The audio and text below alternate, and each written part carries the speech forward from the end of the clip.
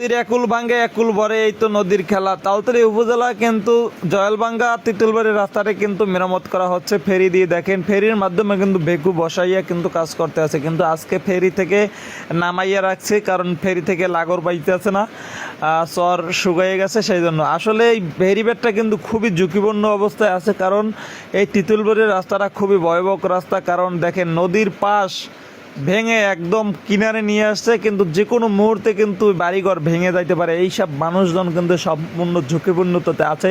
আমাদের তালতলী উপজেলা তিতুলবাড়ির রাস্তাটি দেখেন ভয়াবহ রাস্তা। এই রাস্তার জন্য সবাই দোয়া করবেন, জানি বাড়িঘর জানি নিরাপদ থাকে। দেখেন বাড়িঘর কিন্তু আগে ছিল এই যে নদীর ভিতরে ছিল, ওই যে নদী দেখাইতেছি নদীর ভিতরে ছিল বাড়িঘর, সেই নদীর ভিতর থেকে ভাঙতে ভাঙতে ভাঙতে ভাঙতে রাস্তাটি একদম কিনারে নিয়ে আসছে। দেখেন এই সবে তাদের জন্য দোয়া করবেন। তালতলী উপজেলার তিতুলবাড়ির রাস্তাটি কিন্তু মেরামত করতে আছে, জানি এই বেকু দিয়া জানি সুন্দর করে রাস্তাটি মেরামত করতে পারে, কারণ এই রাস্তাটার জন্য সবাই দোয়া করবেন, কারণ এই জায়গার মানুষ খুবই কষ্টে আছে।